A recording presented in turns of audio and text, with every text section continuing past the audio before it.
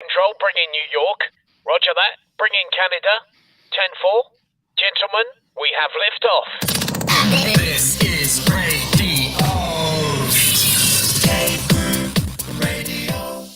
Back again for number 10. Join Big B, DK, and Mike Jolitz for all the hot topics, weird news, and shenanigans. It's Cave Crew Radio, Season 10 at cavecrewradio.com.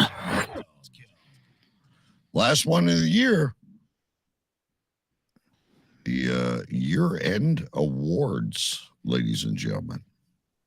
It's amazing how fast this year has gone by. It flies. Every year flies as we get older. It's weird because I remember being at my friend's house for when the year turned to 2000, from 1999 to 2000, because everybody was worried about what was going to happen when the dates changed. Oh, Y2K. Y2K. I was going to say Y2J, but that's no, that's a wrestler. Yeah. So I remember that like it was yesterday. Being at my friend's house, and we knew nothing was going to happen, but it was just fun to like see it turn to 2000. Yeah. And here we are 23 years later, going on, about to be 24. It went by in a flash. Well, I seem to remember like I was waiting to drive forever. It took forever to turn 16 and then 18 and then 21. It all took forever. Yep. And since then it's like, slow down. That's so true, because I remember sitting in high school in the classroom, and if I was lucky enough to sit next to the window, I'd stare out the window and I'd see people going to work or, going about their daily lives, and be like, man, I can't wait till I get older and I don't have to be in school anymore, and I can go out there and, just do what I want to do, kind of, not knowing obviously the immaturity and, not knowing what lies ahead. I could do whatever I want. I could be free. I don't have to sit here in school. That seemed like it lasted, it took forever to get to that point. And from then until now happened in the blink of an eye. 30 seconds. Yeah. Bang. Gone. My kid was in diapers, and now he's, in college and driving away with his girlfriend for the weekend. And yeah, my older one is about to go to college. It's it's weird that and if obviously you got our Christmas card, so we always put the family photos on the card, and I send one to a couple of guys I used to work with, and he messaged me when he got ours this year. He says, "Man, I'm about to start crying with how big this kid got." Because he remembers when, he was a little guy too. And our kids are right around the same age. So it's just, it goes by fast. I used to sit in the basement and play Skylanders and watch Winnie the Pooh and Mickey Mouse Club and Toopy and Beanu. And, yeah. I remember Skylanders was huge. That was a big game. My son loved Skylanders. We always had to go get Skylanders for he played the video game nonstop, and we'd have to get the new guy so he can go to the other level or whatever. Well, then there was like you had to get some of them on eBay, like not even Amazon, right? Because you couldn't find them. You're right. You try, like go to GameStop or go to Target, Walmart, something like that, and they were all sold out. You couldn't find it, so you'd have to go on eBay, and of course, then prices are jacked up. Right. And he's got I think 2 baskets of those things sitting there, and I hope maybe it'll be a down payment for a house or something. I don't know. I remember we took ours to, like, once he grew out of that phase, like he didn't want to play, he could care less about Skylanders anymore. We went to bring him to GameStop to try to trade him in for credit for like an Xbox game or whatever it was. And they're like, yeah, those have no value anymore. We don't even want them. I was like, oh man, we have so many. Well, I will pronounce that I would be willing to start a Twitch. That's another one of these things the kids do now. Twitch, it's a new streaming. I would do a Skylander Twitch because I know my Skylanders pretty good. There you go. If anyone will watch, I don't know. I'm sure somebody will watch. It'd be like this whole retro thing, and kids our sons' ages will turn. Oh, I remember that, and they would all tune in. Because someone asked me the other day. They said, "Have you ever played Donkey Kong?"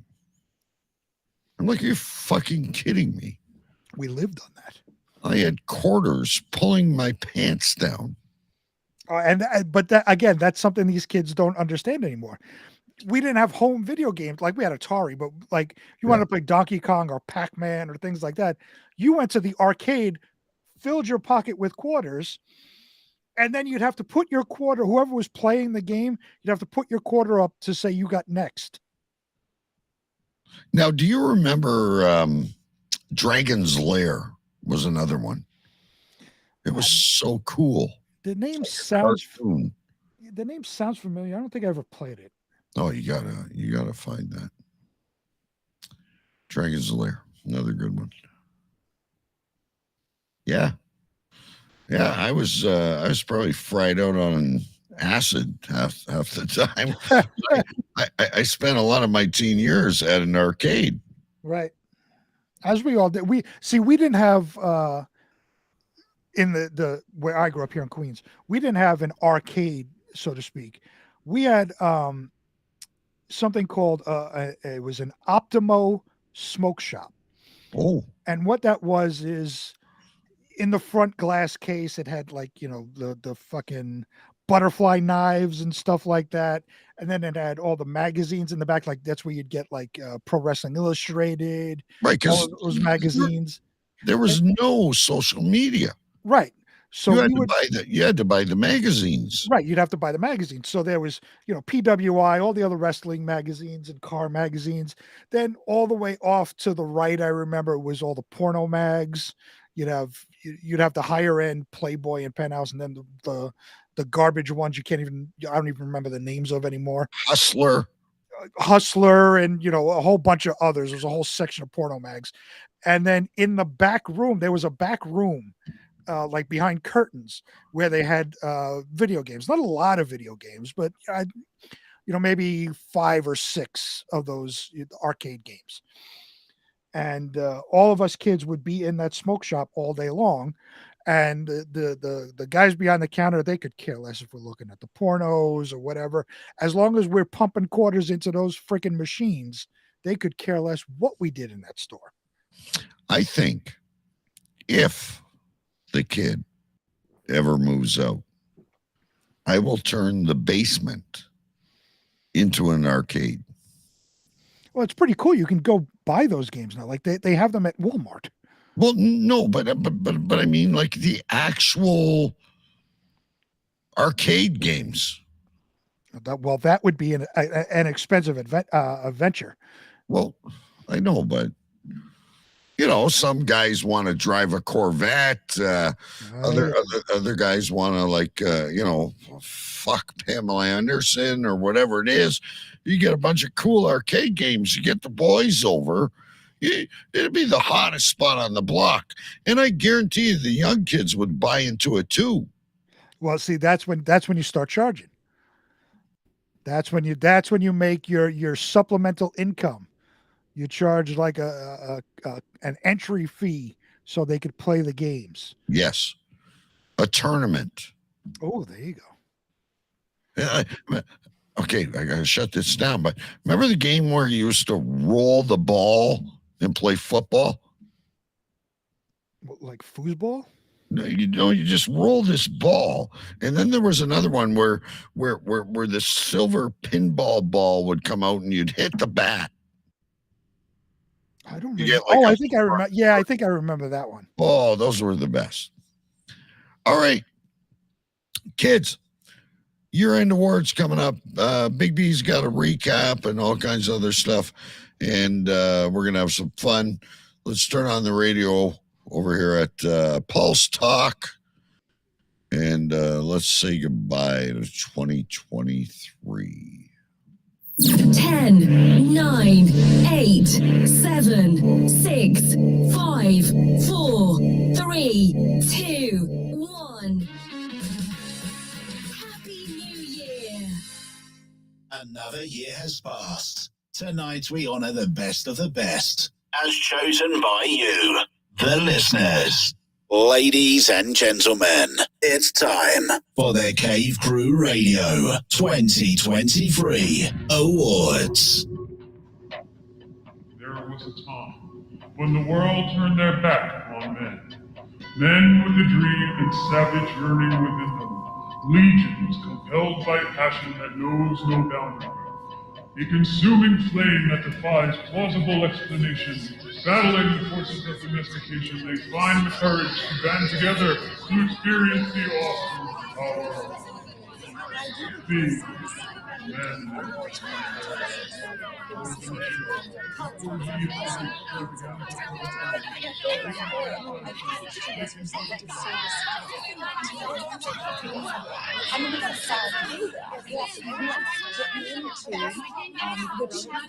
I say this with all due respect. Shut up! Shut up! Shut up! Shut up!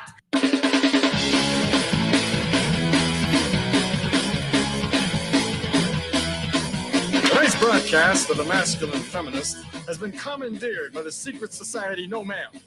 Gonna go to a place like a shot and a beer, steak, man. Saying we can stop, get pancakes, and then we'll get laid, all right? Why do you drink ice cold beer on a hot day? Mr. Clavin, what else are you gonna do with it? To alcohol, the cause of and solution to all of life's problems. The Yankees are champions of baseball. It's a power goal.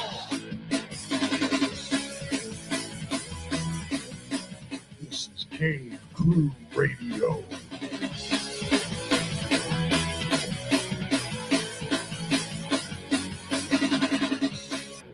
Well, good evening, ladies and gentlemen. If you missed the pre-show, we were just reminiscing of days of old. Me and the Bee seem to be the get off my lawn guys anymore. And I'm sure there's more to come next year. Season 10 is coming to an end. Unbelievable. But we are live on Facebook, live on YouTube, live at cavecrewradio.com, on Pulse Talk Radio, syndicated around the world, and of course, available wherever podcasts are found. Tonight, ladies and gentlemen, is our second annual year-end awards. And it just grows and gets better. And anyway, before we get into any of that, let's bring in the king. And now, he is the king of the sovereign county of Urian Stench and Stenchlandia, the commander-in-chief of the Water Gypsies, the self-proclaimed president of the United States, a university graduate, and always the epicenter of something. Ladies and gentlemen, His Royal Highness, Big B. Yes, live from Queens, New York, I am King B, and I'm also the new Speaker of the House here in the United States. And as always, I'm the epicenter of something. The final epicenter of 2023 is preparation for the new year. Oh, you're going to be smoking. We know you're watching Twilight Zone. Twilight Zone, of course. Those of us that have been around forever, we know you're watching Twilight Zone. Twilight Zone all day long on New Year's Eve, into New Year's Day, into the day after New Year's Day. It's an all day thing. Twilight Zone is on all the time. Since New Year's Eve is on Sunday, I'll watch some football. And then when football's over, then Twilight Zone will come on, and it won't get turned off until I think it goes off Tuesday morning at like 6 a.m. when regular programming starts again. Now, have we ever asked you, do you have a favorite Twilight Zone? I do. Okay. My favorite Twilight Zone is the episode with Burgess Meredith where he loves to read. That's all he wants to. He's a bank teller and he loves to read anything he can get his hands on, a book, a magazine, a newspaper. He loves to read. And it starts interfering with his job. His wife doesn't want him to read anything and calls it gobbledygook and all of this stuff. And he works in a bank and he gets sent down. He wants to take his lunch break and he wants to read the paper in his lunch break. He goes into the vault to read his lunch break. At that time, nuclear war breaks out and everything is destroyed. He comes out to see that he's the only person left. Oh. And he gathers his wits about him and, finds the place where he can get the canned food and all of that stuff lines up. Then all of a sudden he sees his Mecca, the library. He says now he has time enough to read forever. He has all the time in the world to read. He piles up his books. He organizes them. He does everything. He trips and falls. His glasses fall off his face. He steps on his glasses trying to find them. When he picks them up, he can't see. Oh, I don't remember that one. All of that. He has all the time in the world. He's the only one left. He can read whenever he wants, but now his glasses are broken. He can't see. Now, see, one that comes, and there's so many, and we'll jump over in a second here. There's so many I like, but one of my favorites is the one where the guy is a giant on the planet. Mm-hmm. Yep. Yet he's so lonely. Mm-hmm. And he's got these little people running around the right. They create a statue. They create a statue of him. Yes. And then at the end of the episode, there are even more giant people that come. Yeah. Yeah. That was one of my favorites. They have some great episodes. Oh, listen, for a black and white television show back in the 50s? 50s, yeah. 50s and 60s. Don't write it like that anymore. Like every Twilight Zone was really, really cool. And that was Rod Serling. Rod Serling was the writer. And I don't know if you like the original Star Treks. Oh, of course. They're so much better than, all this AI shit. Oh, yeah, of course. Lost in Space, like all those shows. Do we have a beverage? We do. All right. Let's our last beverage, ladies and gentlemen, of 2023. Last week we did the first ever international beverage of the week. Mm-hmm. But here is tonight's. Mrs. B presents the drink of the week. Drink of the week, ladies and gentlemen. That's right. This week's drink we've had before. Didn't want anything creamy this week. We just went nice and simple. We did the Jolly Rancher, which has apple vodka, peach schnapps, cranberry juice, and simple syrup. Back to the simple syrup.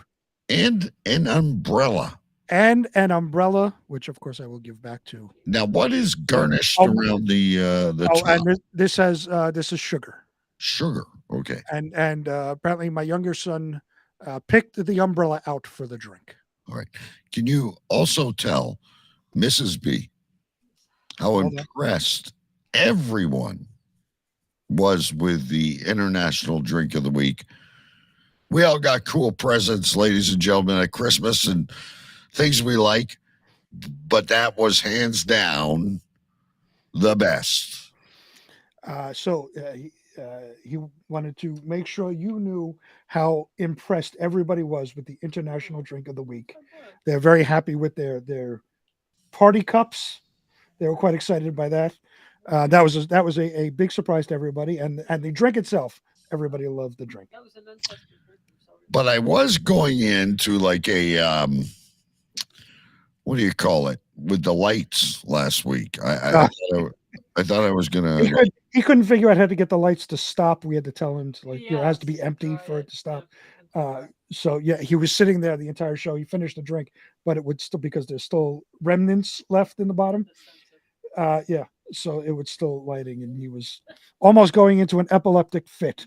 Epileptic fit, ladies and gentlemen. That's what it was. Right. So yeah. Otherwise, everybody enjoyed the international drink of the week, and we will prepare for next year.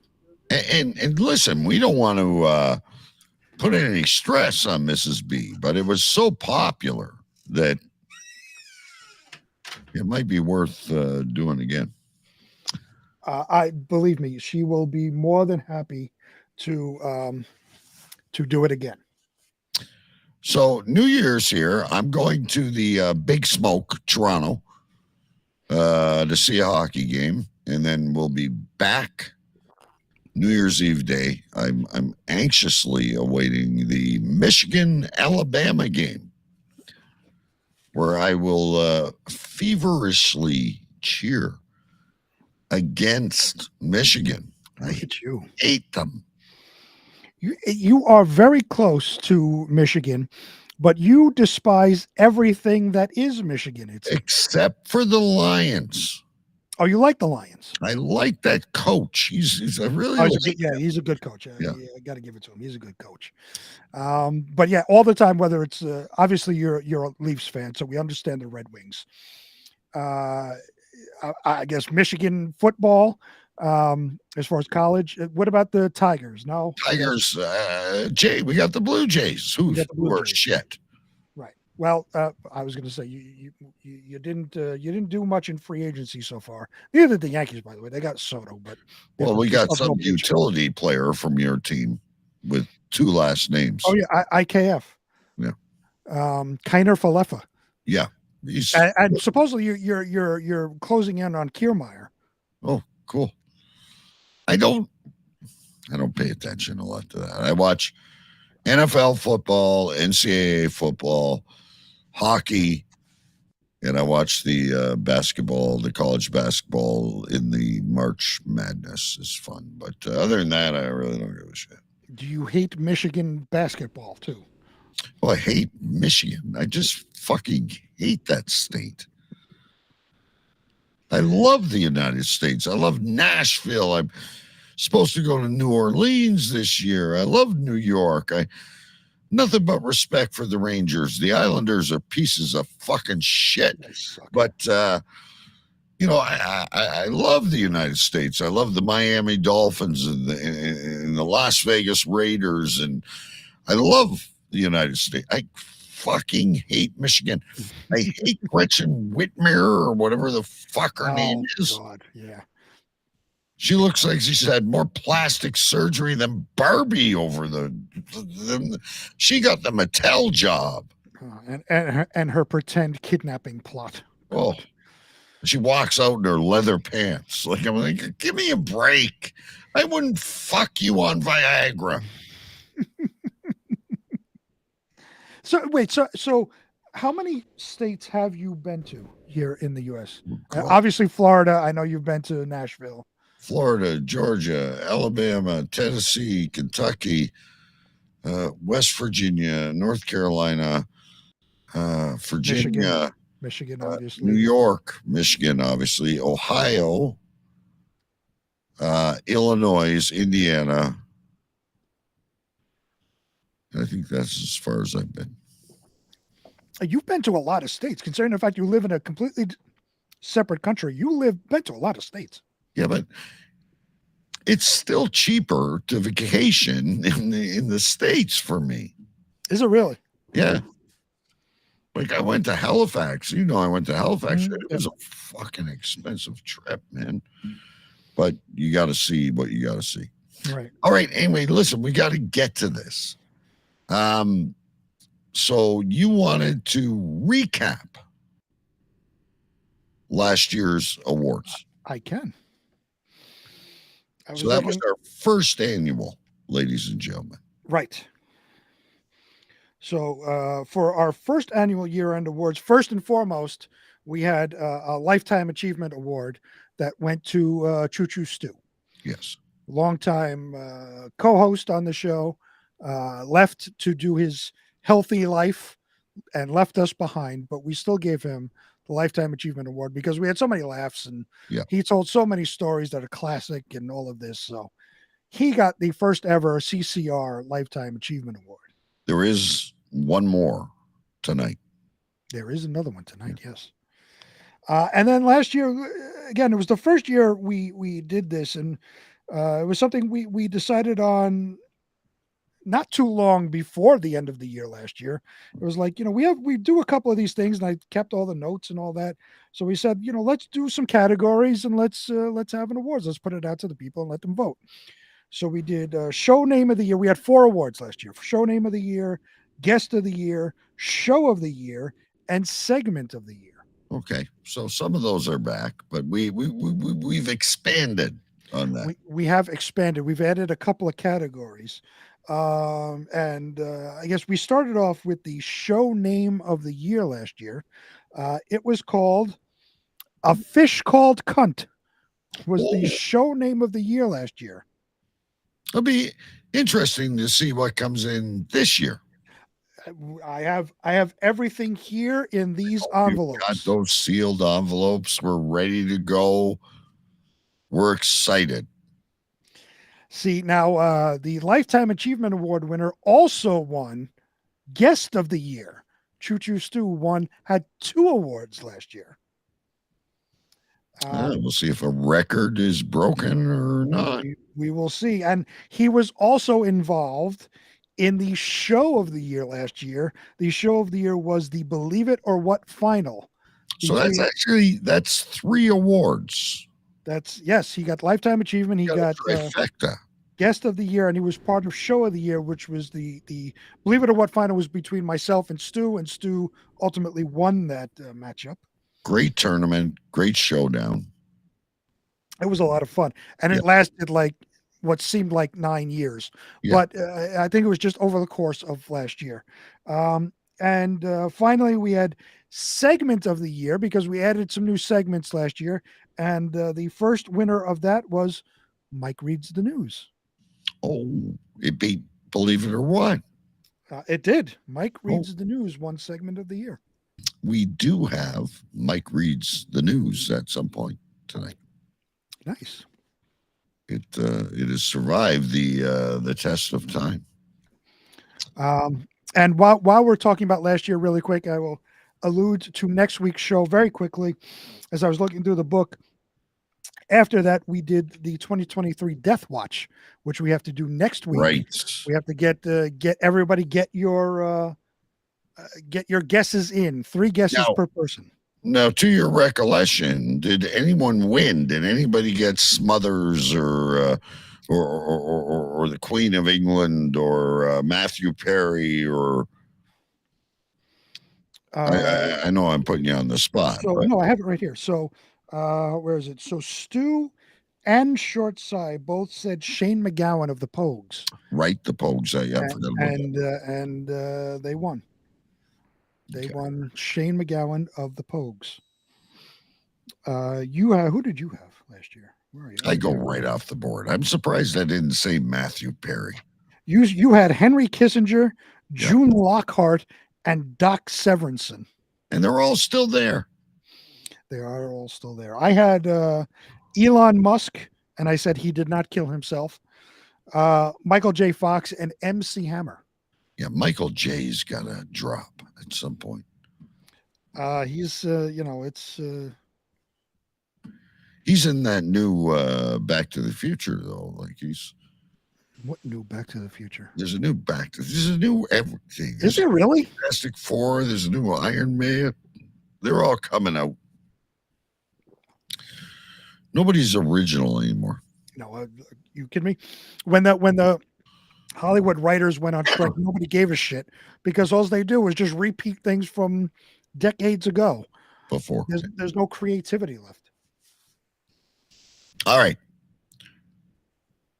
First segment of the year. or not segment of the year, but category of the year, is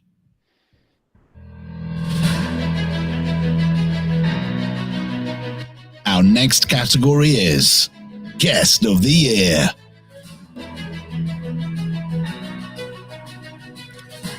All right, so I got to go through here. They're not necessarily in order.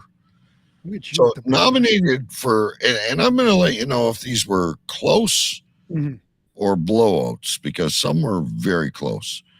But we had Scotty and Cher, which got 28% of the vote. God, that's so high. I know. Some of these amaze me, some of these winners.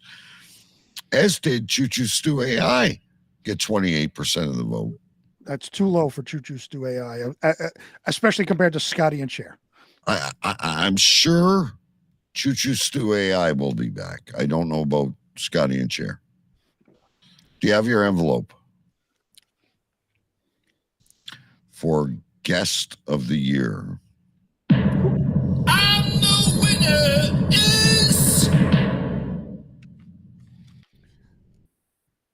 Mike Jolitz, Guest of the Year winner. Jolitz, ladies and gentlemen.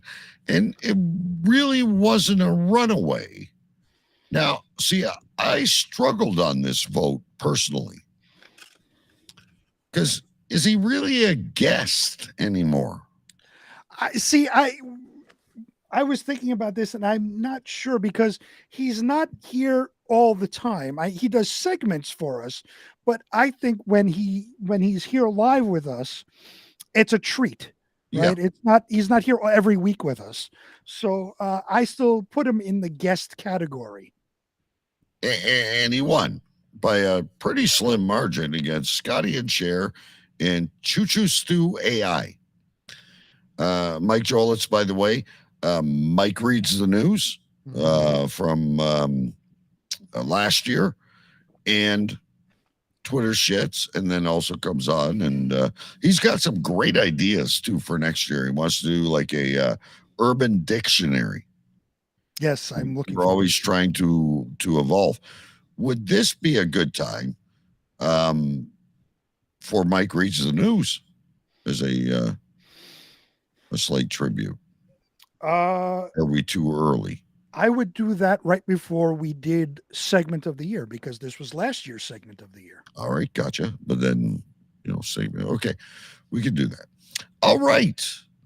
What is the next category? The category is Best Show Name of the Year. All right, so I'm going to go, and I'm going to Best Show Name of the Year. The envelope is ready. Hang on, I got to go over to our survey here, and nothing's in order, of course. All right, so Who Bites Soup? Emotional Support. I can't see the rest of that. Stripper. Emotional Support Stripper and Spinal Viagra. Now, this one, Big B, in last place, Emotional Support Stripper, 14.29%. Mm-hmm. At 40.52 or whatever that is, was the next one. Okay. But the winner is. And the winner is. And I can't get to my screen. Who Bites Soup?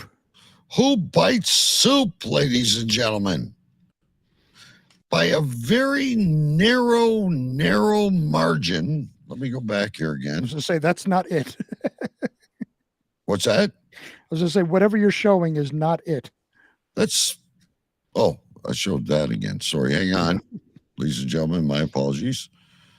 There's so much going on here. There you go. This is what I wanted to show. There you go. Who Bites Soup? Who Bites Soup? And it was like, this was close between that and Spinal Viagra. I love that name. Who Bites Soup? Who Bites? I think that was during Mike Reads the News. It was either that or it was during a Mike segment, so it might have been Twitter shits. Yeah, but he's like, you know me, and we'll get to Twitter shits later on. We've got a Twitter shits segment, but sometimes there's really complicated ones that might seem funnier, but sometimes it's the most simple thing. Yeah. And when you think of it, do you bite soup? I guess if it's chunky. If it's chunky soup, yes. But you don't think of that when you think of soup. You just think of using the spoon and slurping. Yeah. That's and whenever we come up with these names, we pull random things that are said throughout the show that when you take it out of context and it's in and of itself, it makes you kind of like, what the hell does that mean? And it will make you want to listen to the show. Like if you're scrolling along, see Who Bites Soup, you're like, what the hell are they talking about when they came up with Who Bites Soup? I have to listen. And I know there won't be a lot tonight, but I think the show notes and the show name are some of my favorite things, because through various stories and conversations and yada, yada, yada, these things pop up and we all write them down. And of course, we invite you, the listeners, as well. But Who Bites Soup? Yeah, that was a good one. So was Spinal Viagra. And I personally like Emotional Support Stripper. That was good too. Yeah. I'm surprised that finished last. I'm trying to well, I'm surprised at a few of these, believe it or not. But yeah, I'm trying to I remember Who Bites Soup. I'm a Spinal Viagra. I can't remember, but it was a fun show. They're all fun shows, but that's why I have the book. I go through and I read everything that I've written down. I'm like, oh yeah, I remember that was the show name, and then that was the show name, and all of that. So, and it's hard for me as I'm going through this. I'm like, there's like 6 or 7 really good names here, and I got to narrow it down to 3. I got to like pull some out. So, what would work, what wouldn't work. So it's tough. No, it's not easy, but someone's got to do it, and then everyone decides. All right. Well, it is that time, so I should probably play Jolitz Reads the News. There you go. So last year's next category, ladies and gentlemen, is going to be segment of the year. Last year's segment of the year was Mike Jolitz Reads the News.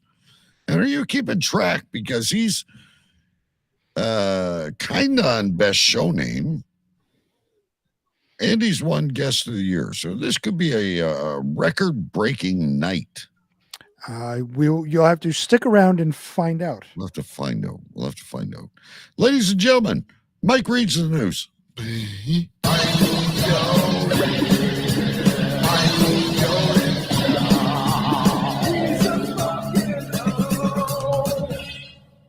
Hello, everyone. Hello, DK. Hello to you, Sir Big B. Hello, listeners around the world. Guys, it is now time for Mike Reads the News. Fat ass Chris Christie is not going to be on the presidential primary ballot in Maine. That's a shame. He'll most likely show up for the buffet, though. The Detroit Pistons of the NBA are on a tear right now. They're on a 27-game losing streak. They play a good Celtics team tomorrow.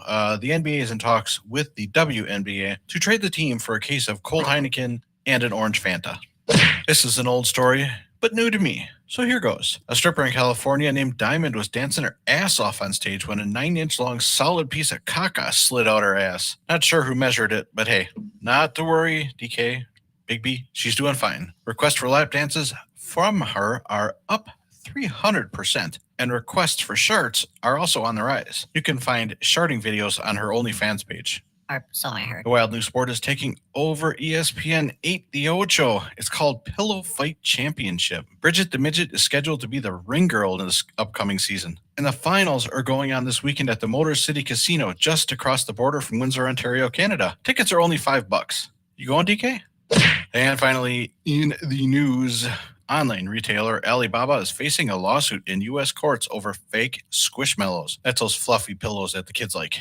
I was wondering why mine was in a fleshlight. Now I know. My sheep is fake. I'm going to still keep it, though.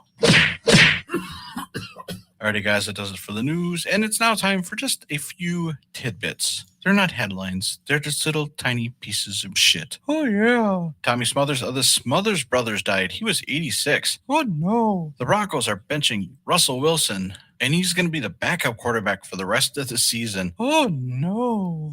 And finally, in the tidbits, the Aquaman sequel only took in $40 million its opening weekend. Alrighty, guys, that does it for the news. That does it for the tidbits. Congratulations to all of the winners for the year-end awards. I am out of here. Hope you guys have a great show. All right, later, guys. Bye-bye.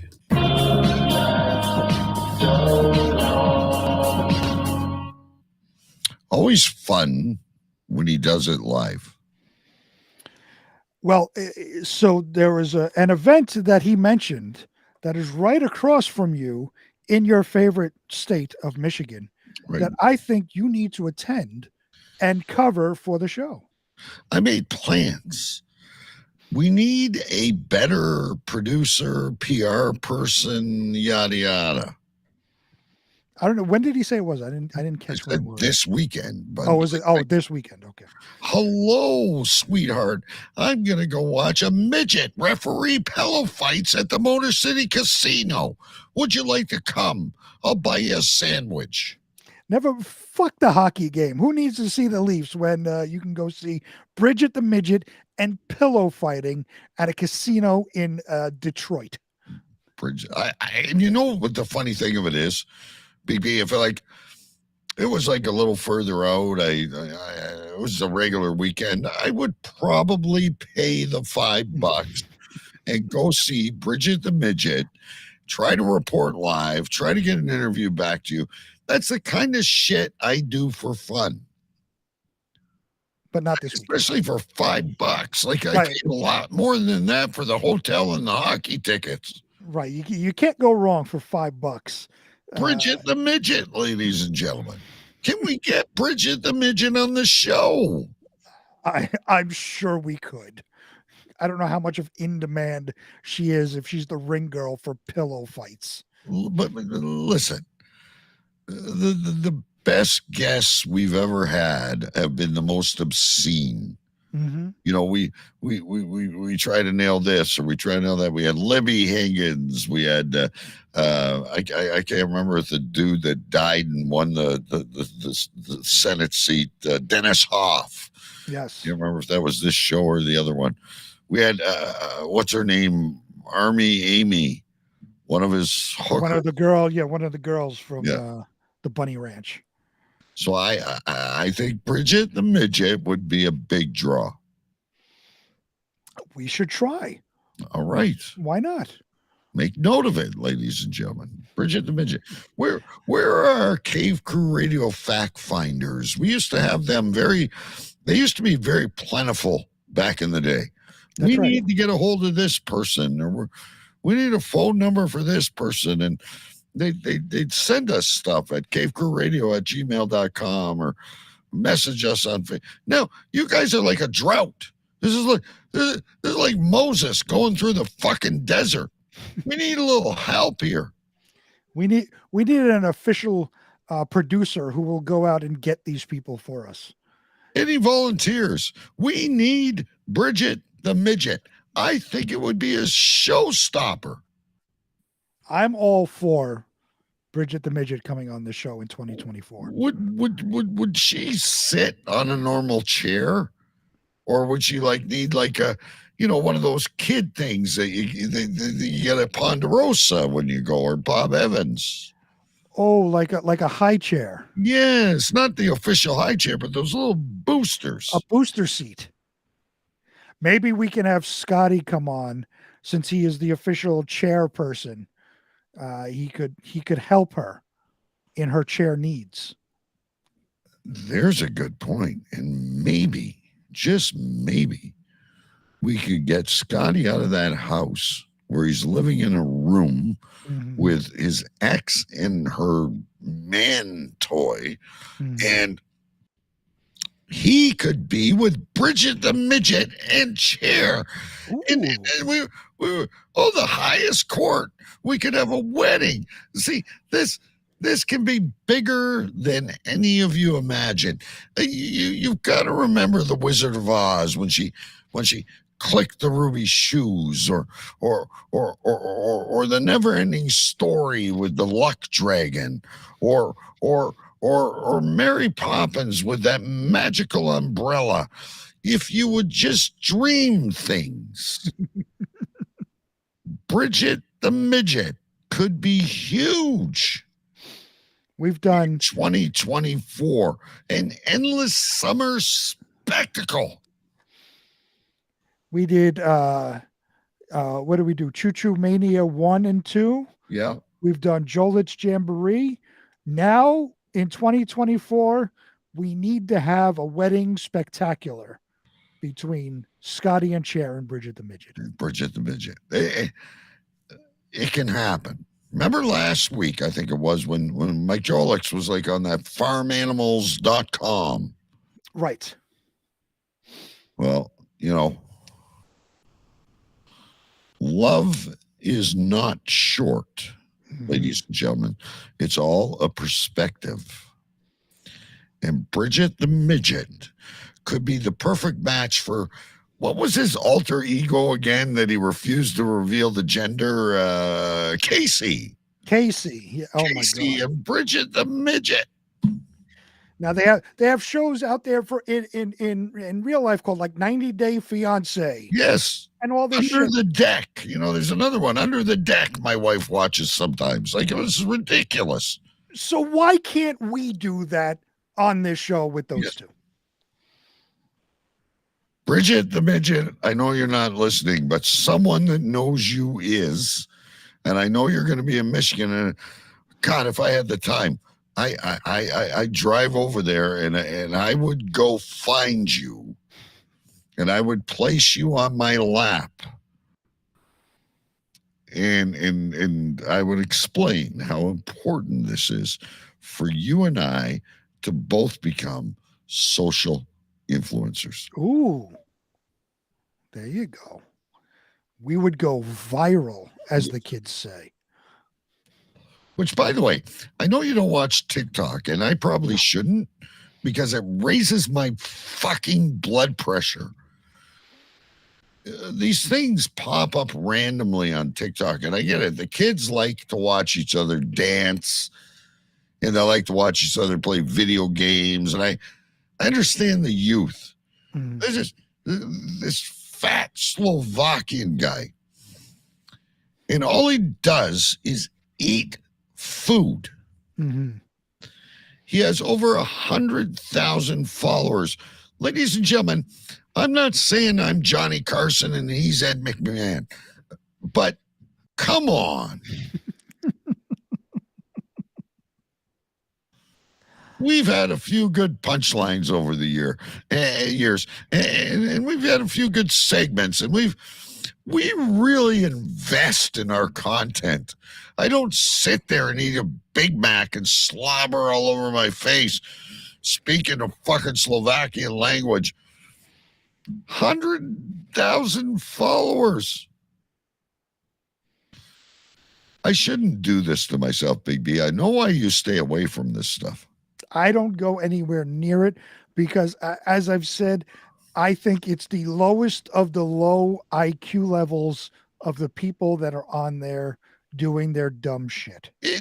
Like, I get it. If you have a puppet and you're doing like ventriloquism and or you're playing a guitar or you're making a good meal, like I can buy into all that shit. But some fat fucking slob with a mohawk with mayonnaise dripping down his chin with 100,000 followers, and you don't think it's funny when we say who bites soup. And we're trying to get you Bridget the fucking midget. Like, at least we try. Throw us a like. Throw us a share. Throw us a bone, for fuck's sakes. Maybe if we get the Lithuanian guy on the show with us and just have him sit there and eat while we do our regular show. Right. Maybe that'll help us. I bet you we go viral. Because Right. we'd be able to, what do you call, at him. You know, Yep. We'd at him, and then, like, all of a sudden, oh my God, like, I know I don't have a six-pack. I know I'm not the prettiest person to see. Fuck, I can't even see anymore. I'm blind in one eye.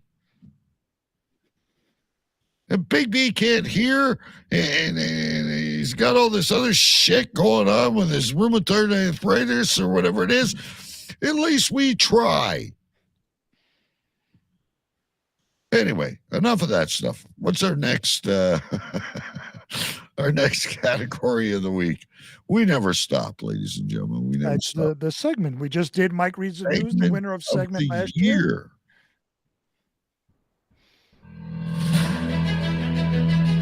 Now it's time for segment of the year. Segment of the year. The envelope is there, ladies and gentlemen. Let me find it here on the Survey Monkey. Okay, so now I gotta say, this was another extremely close one for two of the three. One did not get a vote. I apologize. Oh. The nominees are Twitter Shits, Drink of the Week, and Epicenter. And The winner is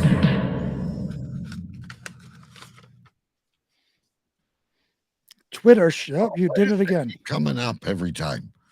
I'm going to get rid of this thing. Twitter Shits is the segment of the year.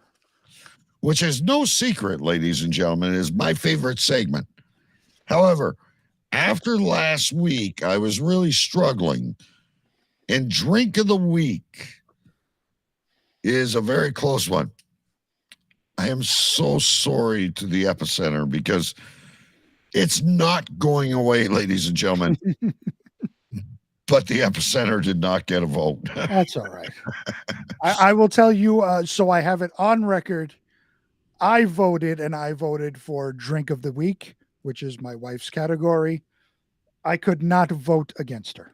1 vote difference. Ooh. This was the closest of them all. I know, I guarantee you my wife voted Drink of the Week. There are so many people that, like, even if my wife misses the show, she comes to me and she says, what was the Drink of the Week? You know? So Drink of the Week, we hope will continue because it was like a neck and neck, folks, the Kentucky Derby. Well, I will say it will absolutely continue. Because my wife is all in on this segment. That's her segment. She runs with it. But we will now. We don't usually go back to back, Mike, but we have to now. And we do have a brand new edition of the Twitter Shits, and hopefully that other poster doesn't randomly pop up on me. Oh, there we go. It worked for a change. There you go, ladies and gentlemen. This is my favorite. I love Drink of the Week, too, though. Well, I love everything we do because it's our show. And I also really love Epicenter, which, like, fuck you guys. Like, you don't have epicenters in your life? I think the Epicenter is the most practical segment of them all. It's what's most important that's going on in your life that week. Yeah. Like something's going on, something's happening. Anyway, ladies and gentlemen, another quick break for me and Big B. Here is a brand new Twitter shits. And when we're done, we name our top 5. You're going to like this. Mike Jolet's Twitter shit. You write the tweets and he reads it. Mike Jolet's Twitter shit. You write the tweets and he reads it. Mike Jolet's Twitter shit. You write the tweets and he reads the fucking shit. All right. All right.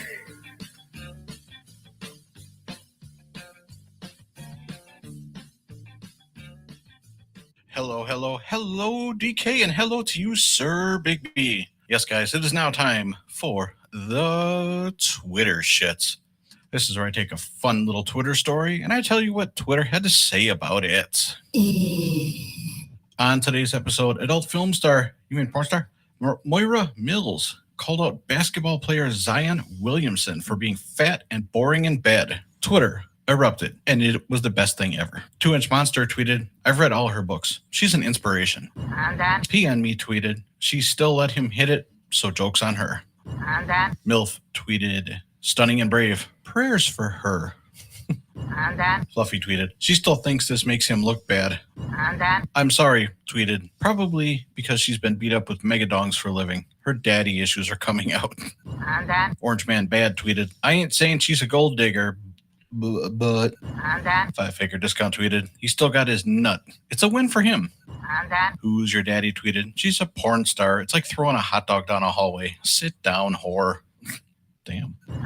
My butt hurts tweeted, on and off the court, Zion taking L's left and right. Big Dog tweeted, she mad because he beated, skeeted, yeeted, and got with someone else. I don't give a fuck tweeted, LOL, the community fleshlight didn't have a good time. Do the Right Thing tweeted, well, he's fat and boring on the court. And finally in the Twitter shits, Ron Jeremy Renner tweeted, why are we entertaining the thoughts of a professional baby swallower? No, and then. Alrighty, guys, that does it for the Twitter shits. I want to wish you guys a happy new year as well. All right, back to the show. DK and Sir Big B. Mike Jolet's Twitter shit. You write the tweets and he reads it. Mike Jolet's Twitter shit. You write the tweets and he reads it. Mike Jolet's Twitter shit. You write the tweets and he reads the fucking shit. All right. All right. The most contested award of the year, ladies and gentlemen. It was that close. But what I like to do is I like to give you my top 5 Twitter handles. And I don't know if this falls into next year or if the award continues or not, but here's what I got. Number 5, ironically enough, 5-finger discount. Number 4, Orange Man Bad. Sorry, not mad, bad. Orange Man Bad. Mm-hmm. Number 2. Number 3. Right. Or sorry, 3. Sorry. 2-Inch Monster. Number 2. And I always have a hard time, ladies and gentlemen, between 2 and 1. My butt hurts. Mm-hmm. But. And the number 1 Twitter handle is.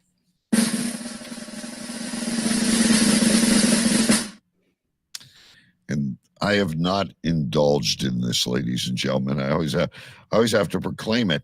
But my favorite this week was Pee on Me. What'd you have? I'm glad you proclaimed it because I was going to ask. I also had Pee on Me. I also had 5-finger discount. I had My Butt Hurts. Yeah, I love that one too. That was tough. But my favorite was because he put 2 people together. Ron Jeremy Renner.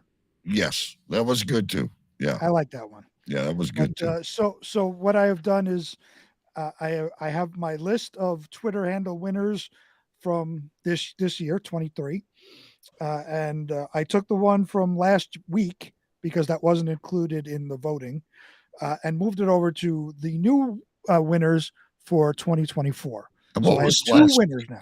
What was last week? FarmAnimalsOnly.com. Yes, that was good. And pee on me. Pee on me is this My week. butt hurts too. We've all been there, I'm sure. And we will have Twitter handle of the year. I'm not sure. Let me see what's next here, Big B. So we've done guest of the year, we've done show name, we've done segment. It is Twitter handle of the year. How convenient.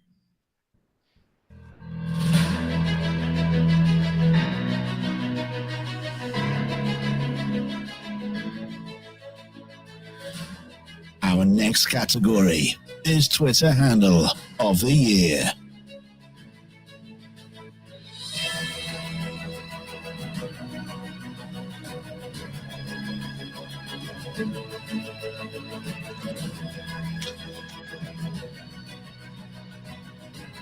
This is the other one. This is the other one? How long does this go on for? I don't know. I was waiting for, and the winner is, but It was time winners. I haven't even done the nominees, but this was another one that went right down to the wire. mhm. And again, like you said, you're looking at like 40 of these, and you're trying to pick 3. But what we came up with was Harry Bush Nunn, tongue punch to the fart box, Mhm. and eat my honey pot. And Big B, the winner is.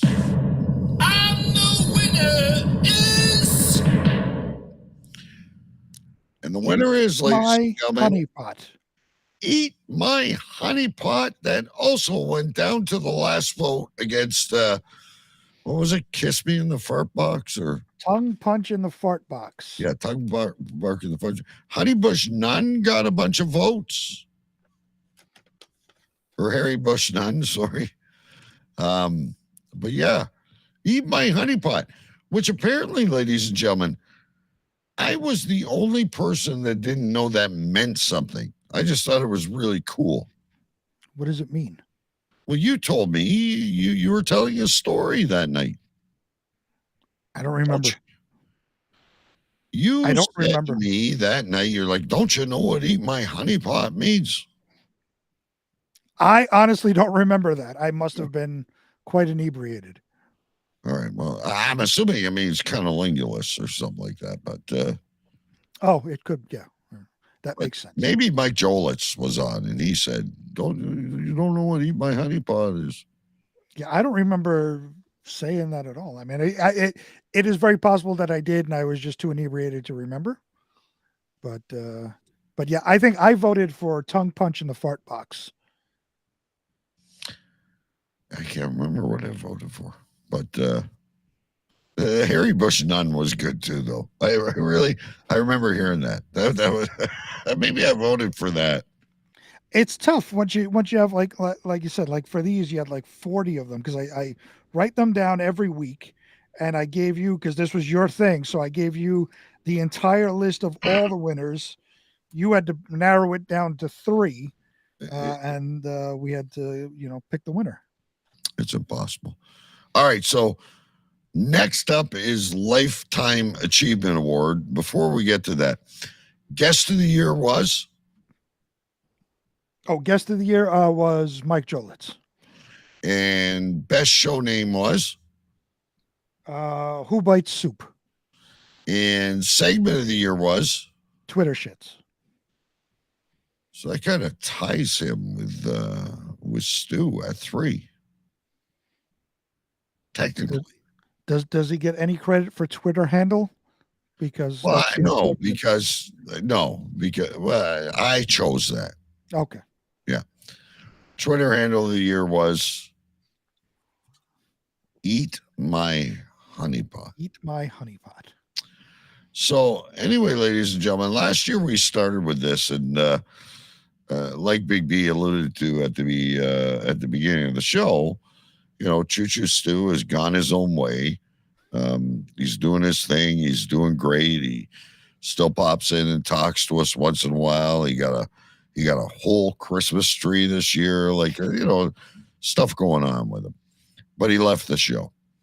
And we decided last year to give him a Lifetime Achievement Award. Now, we believe a Lifetime Achievement Award, you've really got to contribute to the show. So we do have one this year. I don't think you have an envelope for this, do you? I do not know. Okay, no. So, ladies and gentlemen, here's our Lifetime Achievement Award with a small clip after.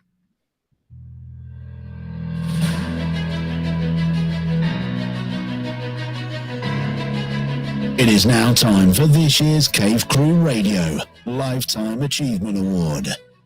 First appearing in 2018, continuing with us through COVID, our popular Endless Summer guest, an actor, comedian, and all-round good guy. With a bucket of goo, we present Raymond, the Amish comic.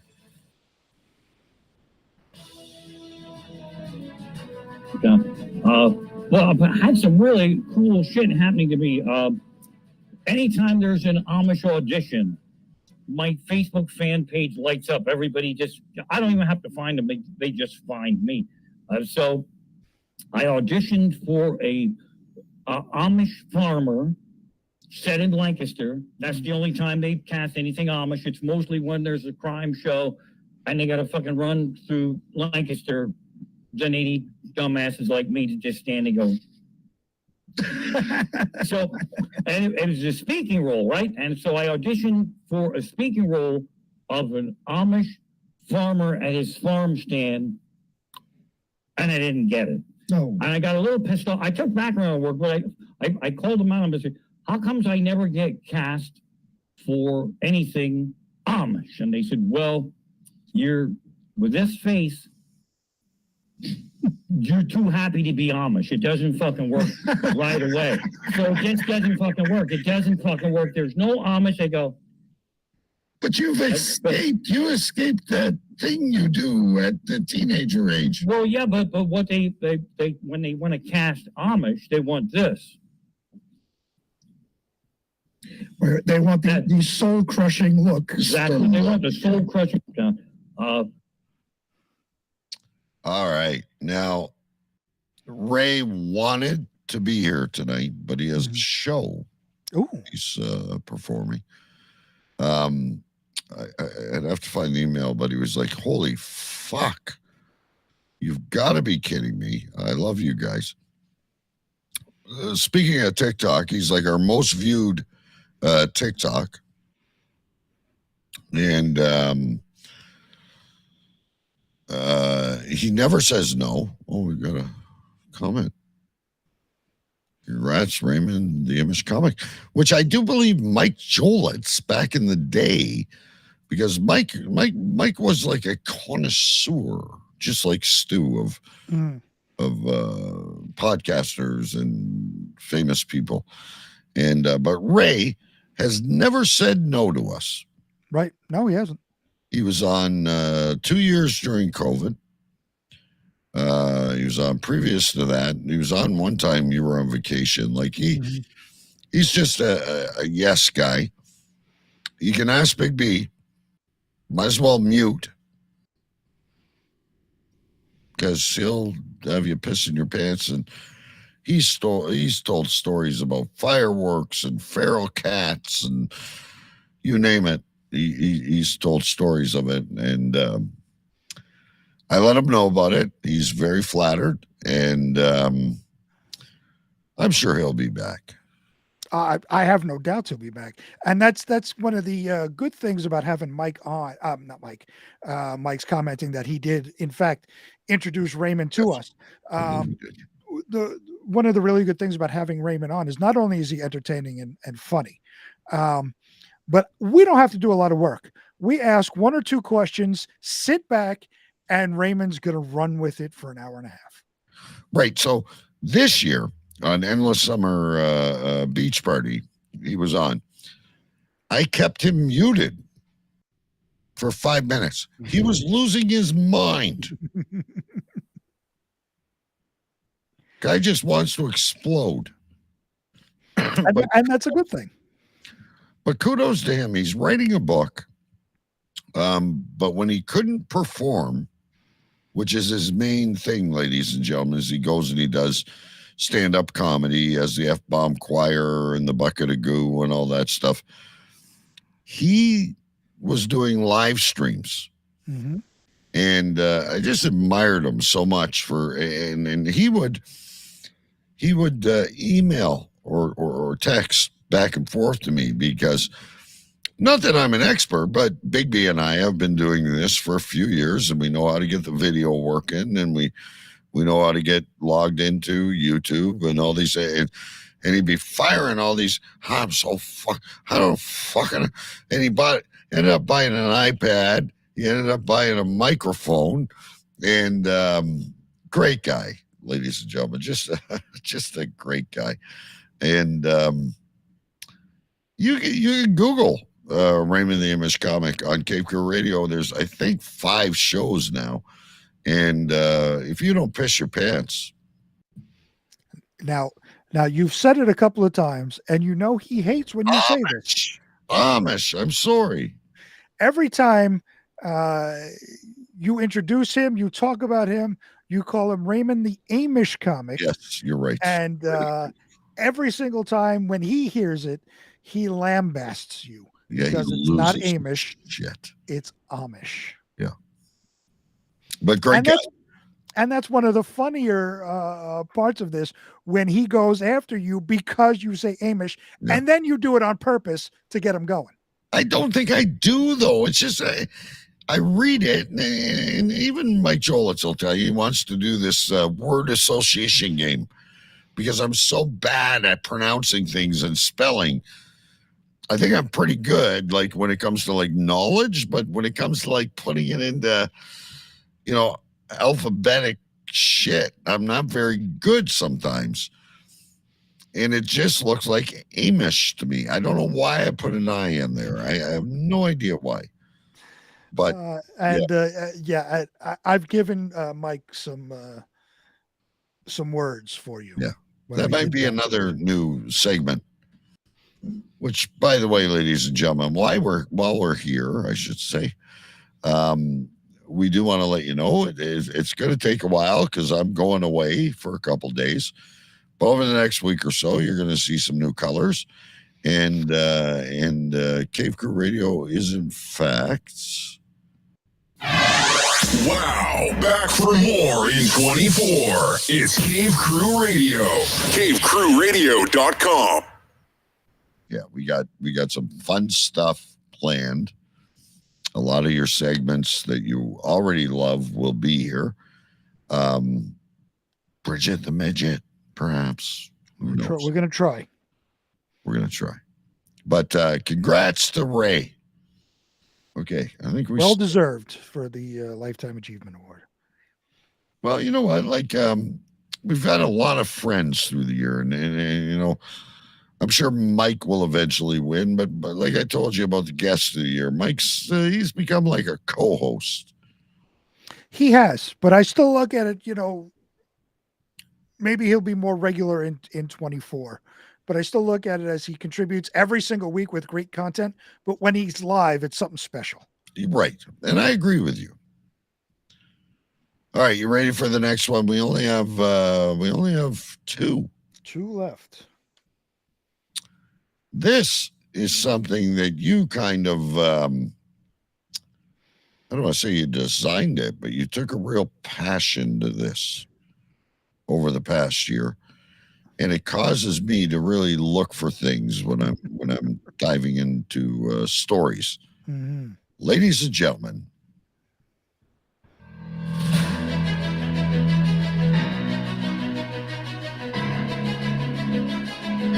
next category is best thing that was thrown.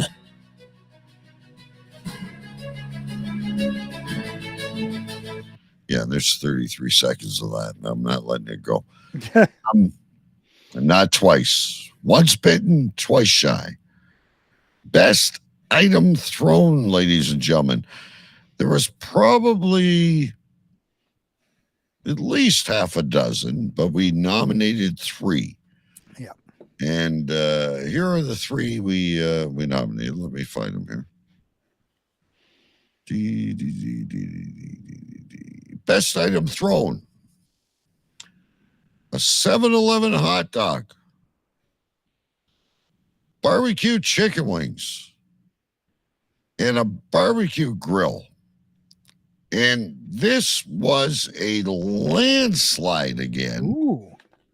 And there's one that I was shocked that didn't get a vote because I was sure it was your favorite.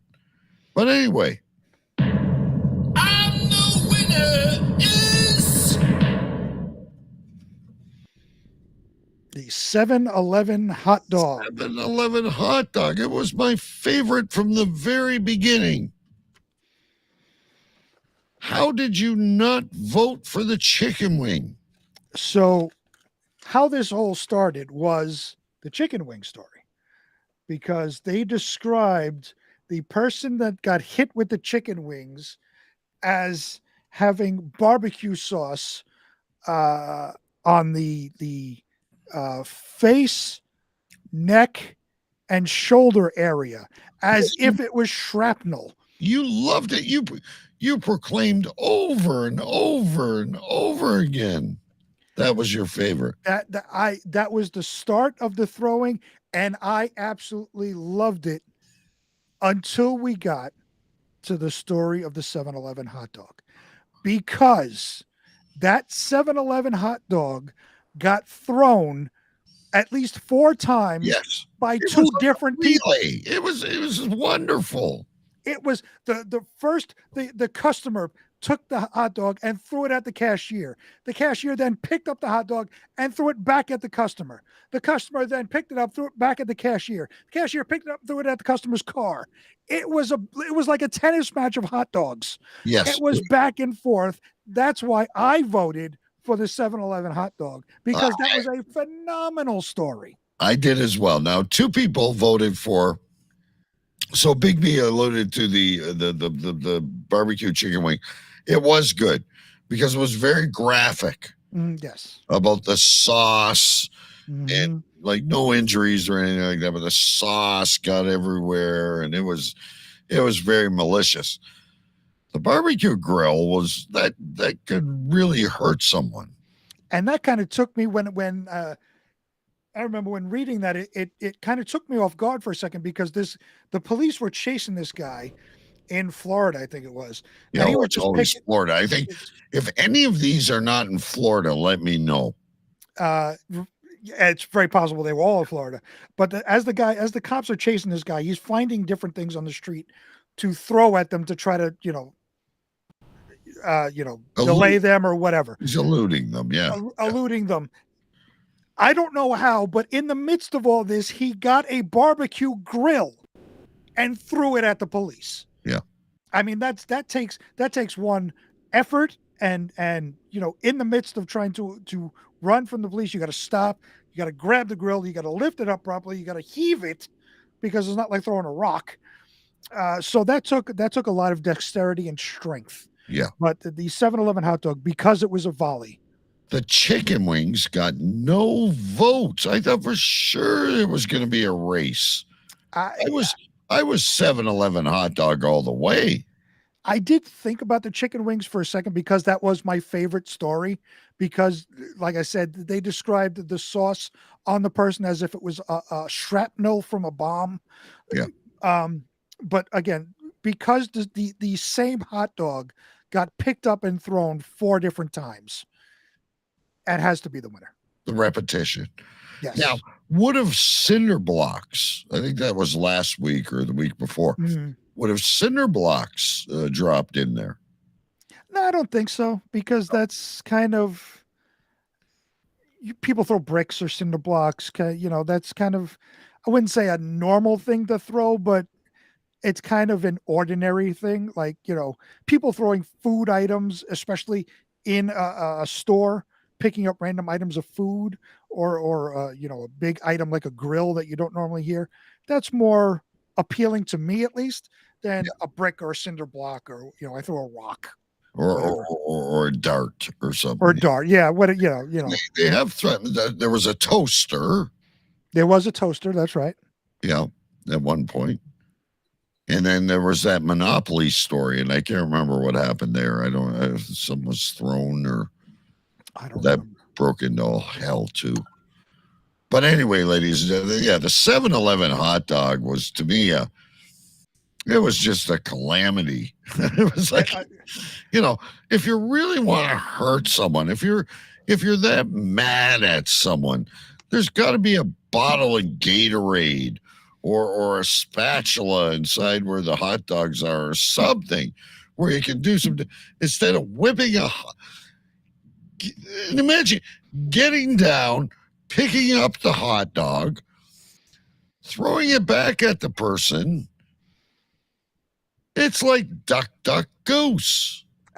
And then getting it thrown. Not only did you pick it up and throw it back at the person, but that person in kind picks it up again and throws it back at you. Back at you.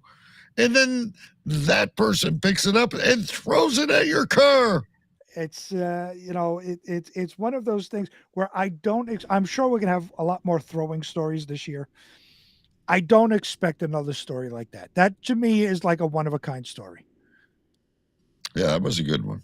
I did vote for that, ladies and gentlemen. All right, we have one segment left. Then we can start to wrap everything up. And the next segment is... It's time for the Show of the Year award.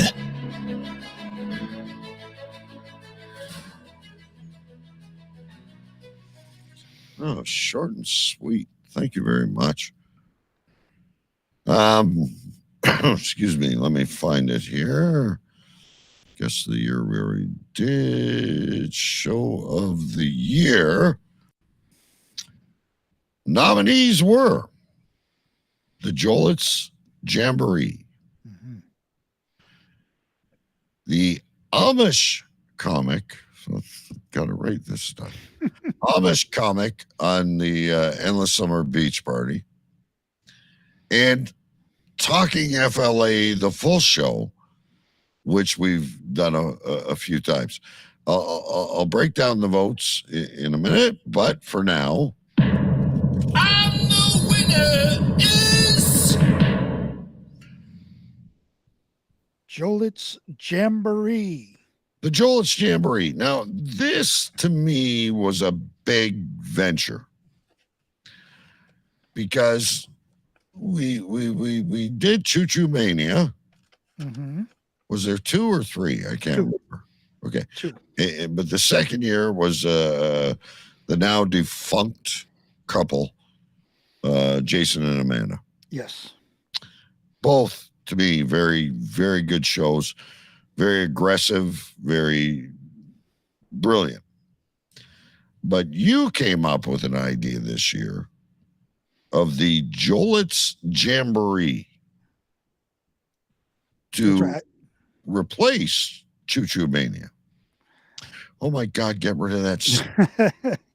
That's right. When I originally thought of Choo Choo Mania, like we were talking about, and I was thinking wrestling events, like WrestleMania.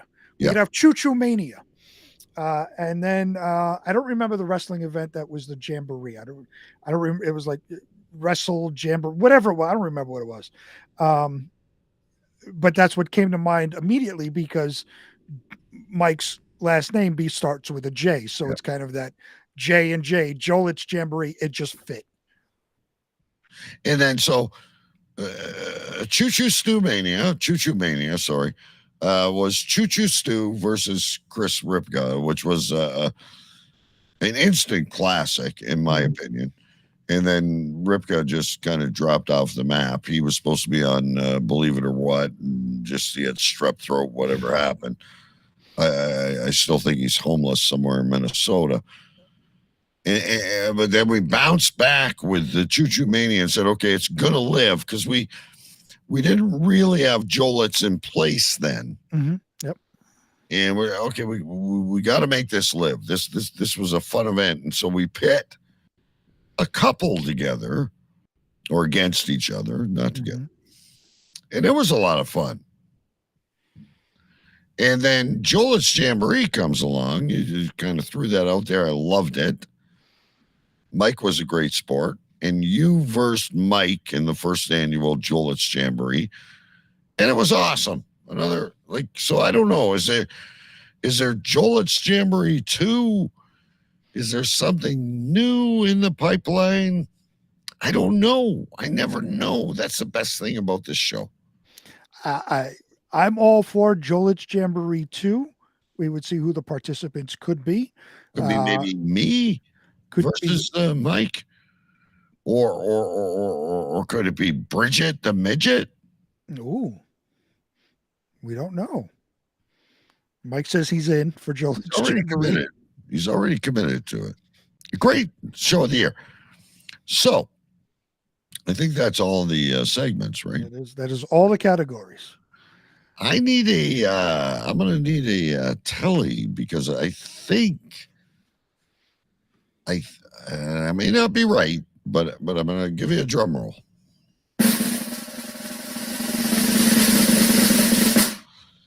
Excluding Twitter handle of the year, we've already disqualified that. Mm-hmm. We mentioned earlier Choo Choo Stew with 3 awards. Was that broken?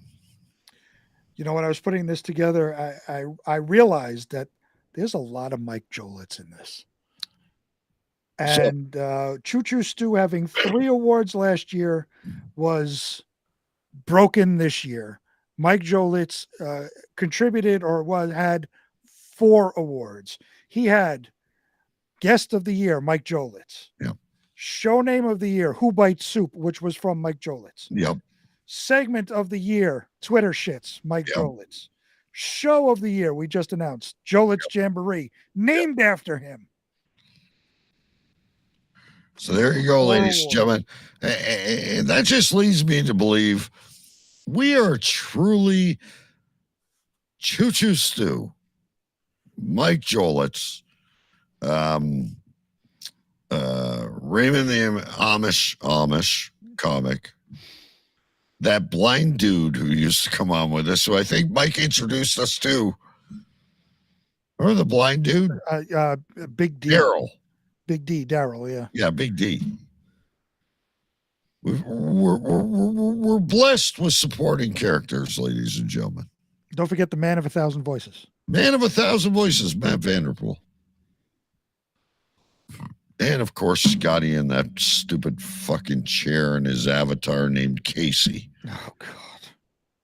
I try to forget these things. And don't forget Alex Cardinelli. No, I will not remember Alex Cardinelli. We all rock. Happy New Year, Big B. Let's guess who this is. It's Facebook user. We have to guess who Facebook user is. I wasn't prepared for this, but this is who would say you all rock. And specifically, a Happy New Year to me. Yeah, only to you. It's only to me. I'm gonna go Sherry. Ooh, Sherry. She disappeared for a little while, made a triumphant return, tattooed us on her body. Right, which was our other honorable lifetime member. I haven't seen anybody else fuck up a Cave Crew radio on them. Ain't nobody else putting tattoos on themselves. They should. God damn it. Are you ready? Do you want a drum roll? Sure. I don't know who else to say. I don't know if Amanda would do that. We got that instead of a drum roll. It is your wife. Oh. Well, you're going to have a long ride to Toronto tomorrow in the trunk. Yes, it is your wife. Thank you, Isbia, ladies. for wishing me a happy new year. Happy new year to you as well. I hope you had a wonderful Christmas, and have a good 2024. Yeah, wouldn't. Never mind you. Well, she sees you all the time. She doesn't. Well, I know, but like, you know, we're incognito when we're doing this. So like, we're like Tupi and Bino. We're like Laurel and Hardy. We're like Abbott and Costello. You can't exclude one without the other. Well, she just did. Yeah, this is not which one doesn't belong. A happy new year to me. A happy new year to you. You should become, speaking to your wife, Isbia, you should friend request my wife so you could talk about drink of the week and she can tell you all the recipes. Very because DK did say that you ask about drink of the week when you're not listening. So please friend request her. She will happily accept, and you guys can discuss drink of the week. The best was today, speaking of Mrs. B, because I'm friends with her. She posted about the last trading day of the year. Yes, she works in finance. I put up I'm probably going to mispronounce this like I do everything else. I'm an old guy. A GIF. GIF. GIF. With Gordon Gekko. And she knew who it was. Yes, of course. Wall Street's a great movie. So she works in finance. With the having to do with the stock market. She works for a securities company. So they deal in bonds and mutual funds and all that shit. So yes, it's a very hectic time as the year end comes. Thank God I'm not in the accounting finance world anymore. I don't have to worry about that shit. But yes, she was dreading today. We were sitting at the table this morning eating breakfast. She says, "Today is gonna suck." The Dow is gonna crash today. Actually ended up in the green though. But yeah, no, as soon as I saw that, I'm like, oh, Gordon Gekko. That I love Wall Street. Wall Street's a phenomenal movie, and we watch like all the documentaries about financial crimes and all of this stuff. So, you know, we watched a documentary called "The Smartest Guys in the Room," which covered the Enron thing. We watch, various other documentaries about these white collar crimes and stuff. It's quite interesting because we know the industry. I've got another one that she would love, I believe. Actor by the name of Judd Nelson.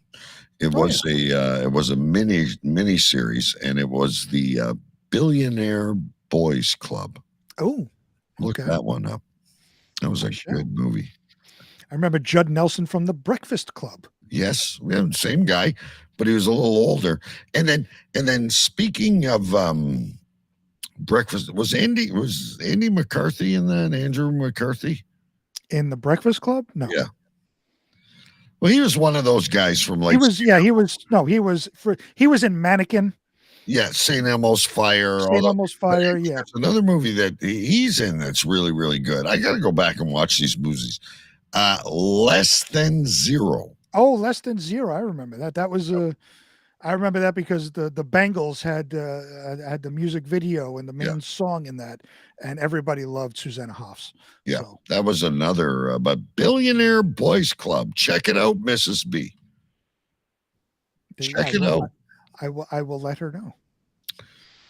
Mini series though, not a. That's okay.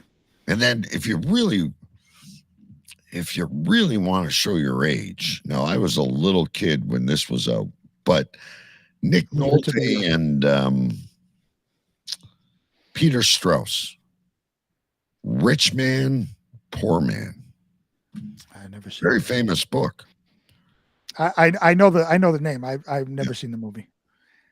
Miniseries, one of those ABC. Oh, miniseries. Okay, got it. Yeah. I think Billionaire Boys Club was a miniseries too. I'm not sure, but really good. He was a inside trader, and I think you guys would like that. Nice. Anyway, ladies and gentlemen, I don't know that we name a show.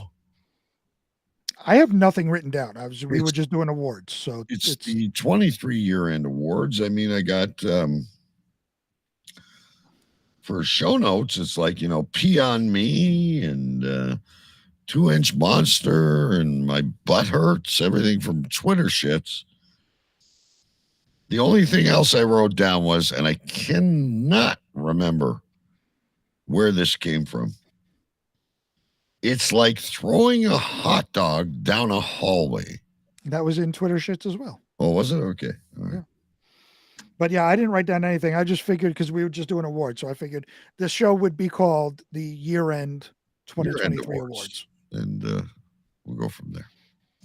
All right, folks, I'm off to the Big Smoke tomorrow. So the podcast will be a day or two behind. The new graphics will be coming very soon. Mike Jolitz, Big B, myself, we've got ideas going in our head that, something new.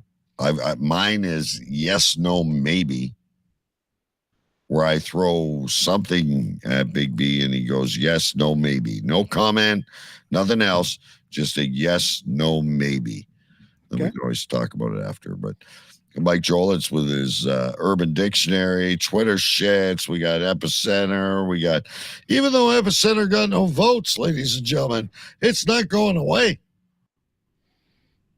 It's a shame. My category got no votes. I love it. And listen, I was so torn between Drink of the Week and Twitter shits. And you know how I feel about Twitter shits. So. I do. I love them both. Until 2024, ladies and gentlemen, we bid you adieu. Later. I want you to pack up and get out. Get the hell out of here! Go! Just go! Get out! Get the hell out! That will conclude this evening's entertainment. Shut up! We are transferring power from Washington, D.C., and giving it back to you, the people.